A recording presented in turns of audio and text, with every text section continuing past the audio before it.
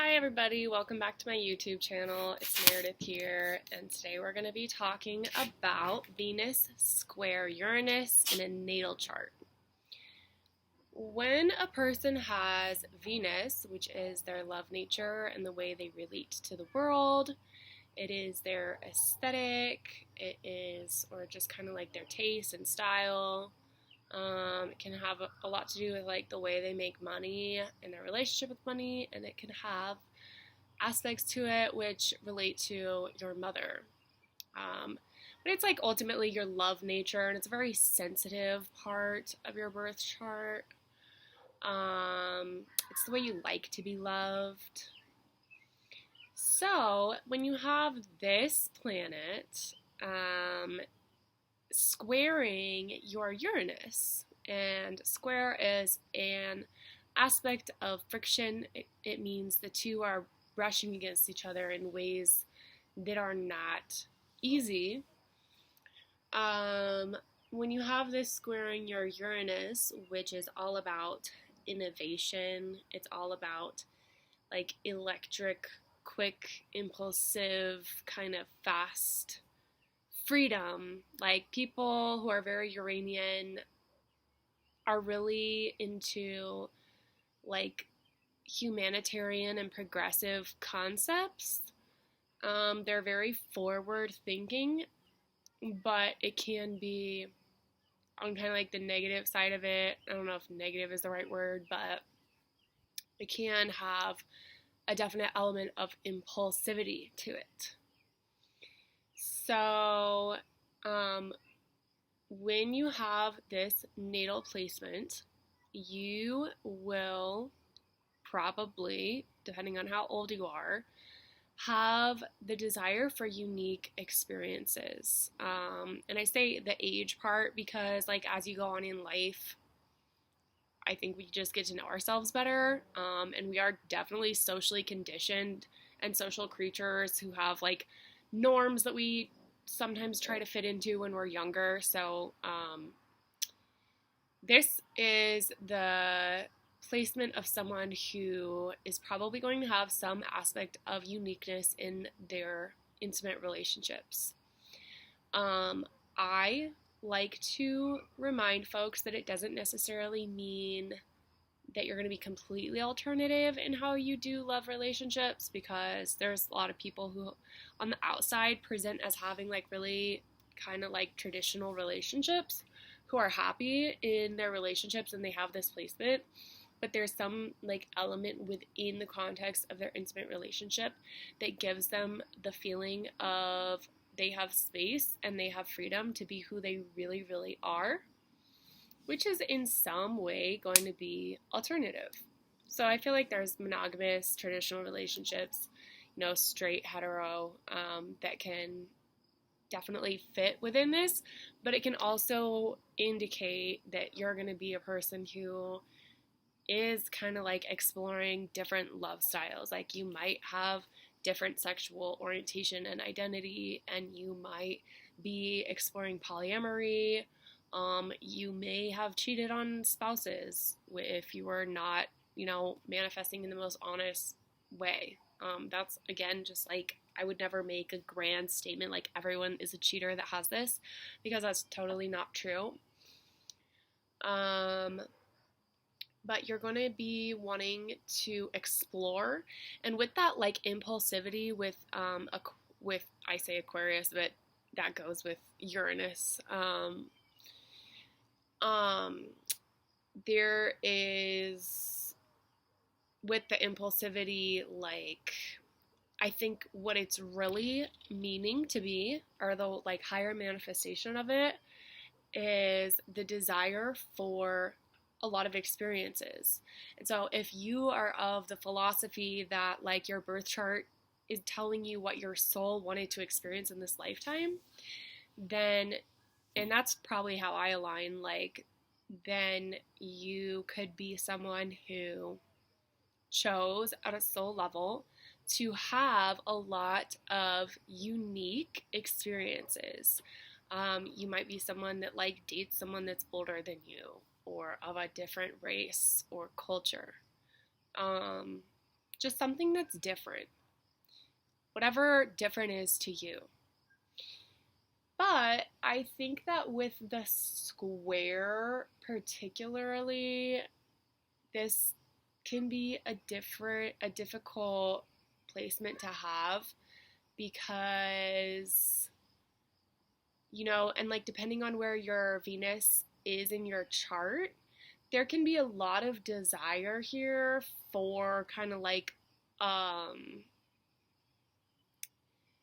more of a traditional relationship, and you might get yourself in traditional relationships, and then as the relationship progresses, kind of like feel the influence of Uranus wanting you to just bail, or because it's that quick acting thing.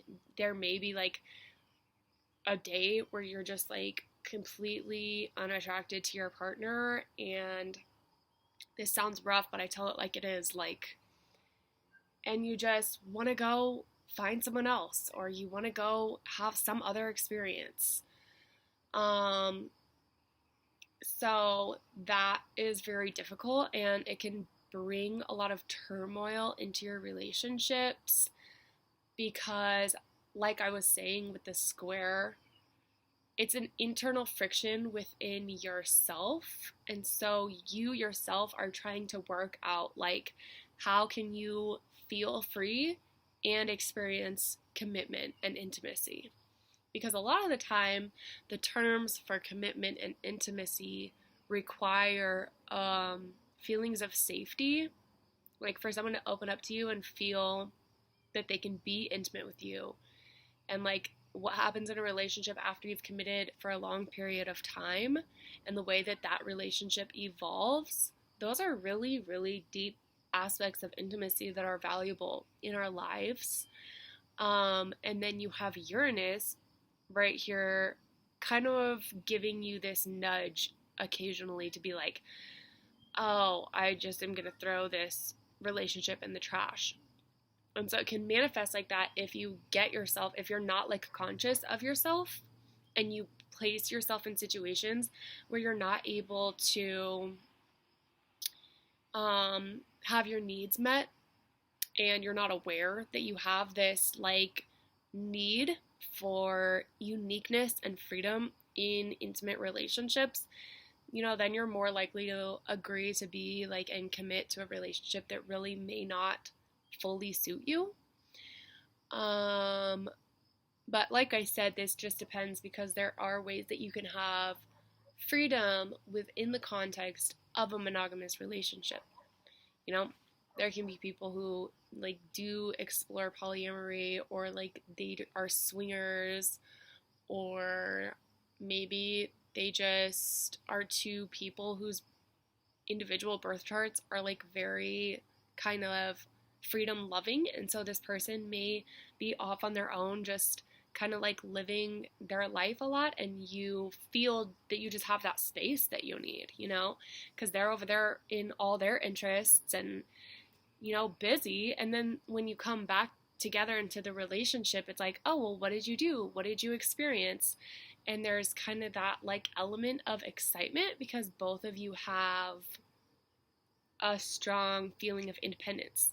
That's one way that this dynamic can be very suitable for you.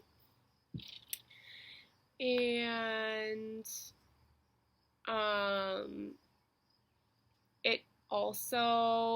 it can just be kind of hard, I think, just to, again, be really honest, like, it can be hard to figure out exactly what it is that you want and need in relationships.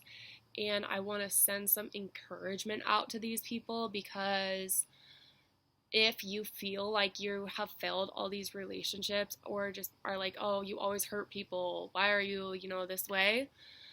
I feel like the nature of this aspect is causing you to go out and have experiences and then build as you go. So just know that, and hopefully you can be a little bit more kind to yourself if you weren't already. Because, yeah, you may have had difficult relationship experiences going into it with perfectly good intention, thinking that this would be a fit for you. So yeah, I think a really beautiful part about this is that when you have Uranus touching your Venus, you're going to be a really honest person. That's the way Uranus is. It's kind of like it doesn't care so much about people's feelings. It's like, this is what I want, this is how I feel, and then just like states that very directly. So the more conscious of this within yourself you become, the more able you are to communicate with others, like, about your love nature. And lastly, I just want to say that it can be really good for most anyone probably to take some time when you are in a single and focusing on yourself part of your life to really, really, I mean, like, meditate and get on the earth and ground yourself and calm your mind and find out within yourself what you really want in life. Because when you have this very sporadic element, and also find out what excites you. Because I think if you can find someone who brings to the table something that's very exciting to you, and that's just like really who they are, that will bring a lot of potential for healthy, sustainable relationships, even in the context of this difficult placement. Yeah, because excitement is key. And once you start feeling bored in a relationship, that's when your Uranus square is going to start being really loud, and you're going to be ready to hop on a dating app and have yourself an experience. So yeah, finding ways to be genuinely excited in your relationship makes it sustainable, and you need to be able to understand what those things are for yourself as an individual entity. So yeah, I want to again just remind and encourage people, because I feel like sometimes when you have difficult placements in astrology and you just have a complex psyche, you can get so much hate from the world and so much misunderstanding and so much projection. Like, oh, like, this person, she just threw away the relationship real quick because she has daddy issues, or like all of these common tropes. So it's very valuable to know yourself and know that this is a valid need that you have. And lastly, for anyone who's watching this video, and if you have this placement, then I, as an astrologer and as a genuine astrologer who's always learning and always deepening my knowledge, I would love to hear people's experiences of what has worked for you and what has not worked for you, because I low-key think there needs to be a support group for these people. Because it's not easy. Like, we need love and intimacy in our lives. So it can be challenging. But I think, like I said before, that at some level it was chosen on the soul level. So if anyone can work it out and find peace within yourself and find harmony and manifest that perfect relationship situation, it is you. Believe in yourself. I hope that this was helpful, and my video is glitching, but if this was helpful, then please like and subscribe. That helps me kind of get my videos out there.